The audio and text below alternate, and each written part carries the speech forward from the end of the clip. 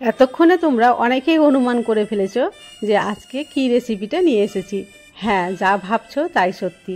আজকে নিয়ে এসেছি দুর্দান্ত স্বাদের রাবড়ির রেসিপি। শুভ সকাল, আমার আরেকটি রেসিপি ব্লগে তোমাদের সকলকে স্বাগত। এখন তো প্রচুর গরম, তাই না? আর এই গরমের দিনে কার না ঠান্ডা খেতে ইচ্ছে করে। ঠান্ডা ঠান্ডা যদি কিছু পাওয়া যায়, ভালো কিছু খাওয়ার, তাহলে সবারই মনে হবে যে আমরা সেটা খেয়ে নিই। তবে সেই ঠান্ডা খাওয়াটা যে বাইরে গিয়েই খেতে হবে সেটা কোনো মানে নেই। বাড়িতেও তো তোমরা বানিয়ে রাখতে পারো খুব সহজে। তো ঘরে থাকা সামান্য কটা জিনিস দিয়ে আমি আজকে বানাবো স্পেশাল রাবড়ি। রাবড়ির কথা শুনে জিভে কি জল আসলো? যে কারো আসবে, আসতে তো বাধ্যই। তো চলো আমার কিচেনে ঢুকে পড়ি। আমি তো অলরেডি ঢুকে গেছি, তোমরাও চলে আসো। আর আমি এক্ষুনি একদম ঝটপট রাবড়িটা করে ফেলি। ওপেন কিচেন অবশ্যই সবাই দেখতে পাবে। তো রাবড়ি যদি করতে চাই তো সেটা তো ড্রাই ফ্রুট তো মাস্ট। তো আগে আমি কাজটা এগিয়ে রাখি, ছোট ছোট করে কেটে নিই।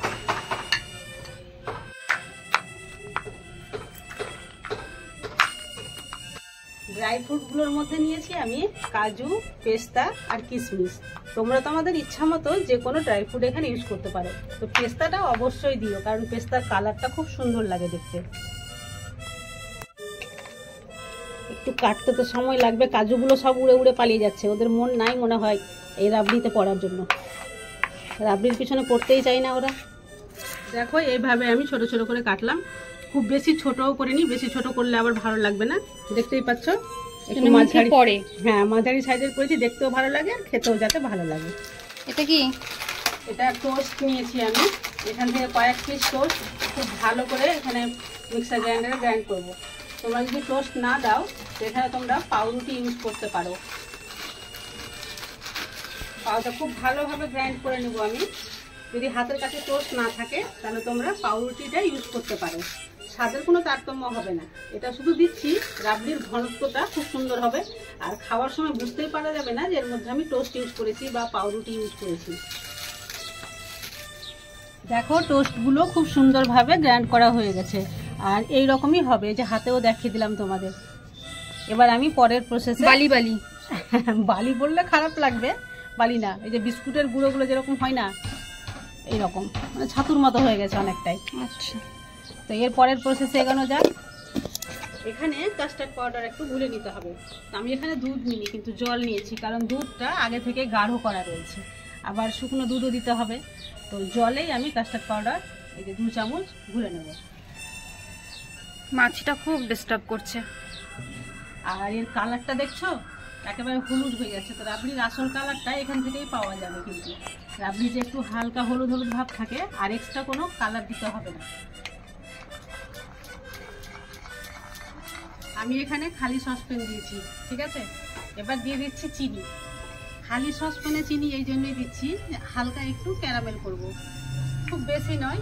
আর এটা চিনি দেওয়ার সঙ্গে সঙ্গে কিন্তু চারিদিক থেকে নাড়াচাড়া করা যাবে না, হালকা একটু যখন লাল হয়ে আসবে তখন আমি নাড়াচাড়া করব।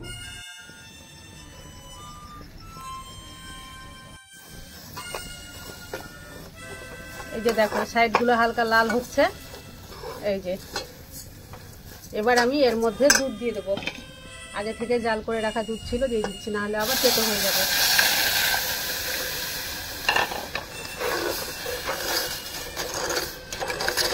এবার আস্তে আস্তে এইভাবে নাড়তে নাড়তে কিন্তু চিনিগুলো গলে যাবে সব। যে আওয়াজটা শোনা যাচ্ছে ওটা আর শোনা যাবে না। হ্যাঁ, সব বন্ধ হয়ে যাবে। তোমরা একটা জিনিস কি মিস করছো, আমার যারা ভিউয়ার, তোমরা কি জানো ঈশান আজ 5 দিন থেকে বাড়িতে নেই।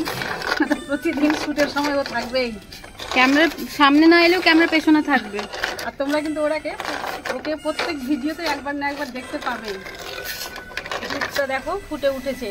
এবার আমি দিয়ে দিচ্ছি 2 প্যাকেট শুকনো গুঁড়ো দুধ। এটা দিলে রাবড়ির টেস্টটা আরও বেশি বেড়ে যাবে।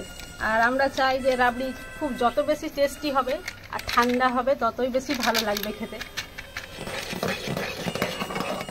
অনবরত নাড়তে হবে, কোনোভাবেই ছাড়া যাবে না, নাহলে তলাতে আবার জলা পেটে যেতে পারে।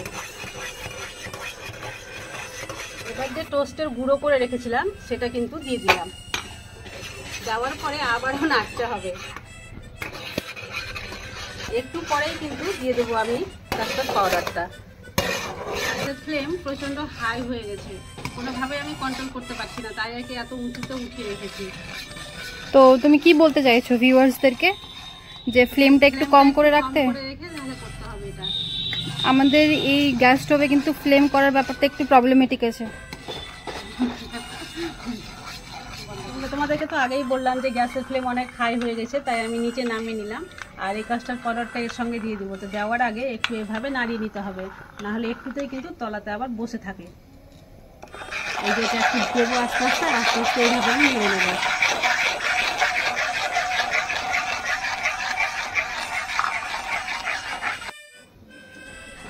গ্যাসের ফ্লেম বেশি হয়ে যাওয়ার জন্য আমি সসপ্যানটা নিচে নামিয়ে কাস্টার্ড পাউডারটা ঘুরে নিচ্ছি, আর অন্যদিকে গ্যাসটা কিন্তু জ্বলছেই।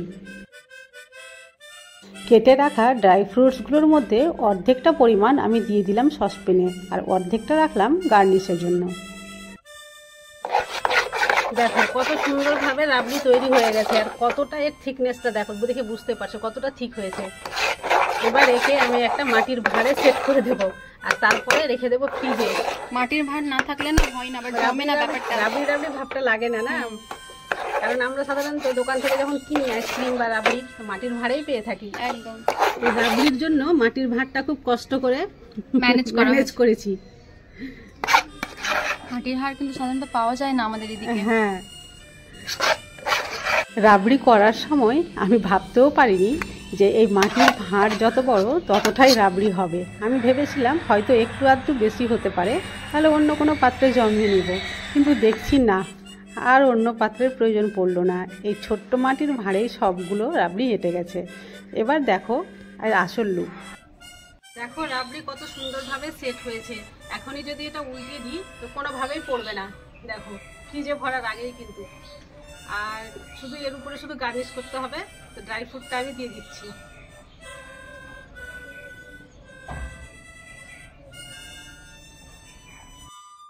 আসলে কি জানো তো, যত সুন্দর দেখতে হয় তত সুন্দর লোভনীয় লাগে, আর ততটাই কিন্তু খেতেও ভালো লাগে। তো একবার হলেও এটা অবশ্যই বাড়িতে ট্রাই করবে। একবার বলাটা মনে হয় ভুলই হচ্ছে, কারণ যা গরম এটা প্রতিদিনই খেতে ইচ্ছে করবে। আর যদি একবার বানিয়ে কাউকে বাড়িতে খাওয়াও, তাহলে বাড়ির সকলে বায়না ধরবে যে এটা প্রতিদিনই যাতে খাবার সঙ্গে থাকে, খাবার মেনুতে আর কি। তো এটা করতে খুব একটা সময়ও লাগে না, আর খুব বেশি জিনিসও লাগে না। ঘরে থাকা কয়েকটা জিনিস দিয়ে সামান্য তোমরা করে নিতে পারবে। এত সুন্দর আর এত টেস্টি, একেবারে কলেজা ঠান্ডা করার ব্যাপারটা চলে আসছে। আর দেখো কত সুন্দর লাগছে গার্নিশ করার পরে। একে এইভাবে মানে আধ ঘন্টা আমি রেখে দেবো, মানে নর্মাল টেম্পারেচারে। তারপরে একে ফ্রিজে মানে রেখে দেবো 2 ঘন্টার জন্য। 2 ঘন্টা পরে ফিরে আসলাম। দেখো কত সুন্দরভাবে জমে গেছে। আমি একটা পিস তোমাদের উঠিয়ে দেখাচ্ছি। দুধটা মরে এতটাই ঘন হয়ে গেছে যে দেখতেই পাচ্ছ কতটা জমেছে। আর এটা খেতে যা হয়েছিল না, তোমাদের বলে বোঝাতে পারবো না। তোমরা একবার হলেও এই রেসিপিটা অবশ্যই ট্রাই করিও, আর কেমন হয়েছে কমেন্টে এসে আমাকে জানাতে যেন ভুলো না। আজ তাহলে এই পর্যন্তই। কাল আবার আসবো অন্য কোনো নতুন রেসিপি নিয়ে। ততক্ষণ পর্যন্ত তোমরা সবাই সুস্থ থাকো, ভালো থাকো।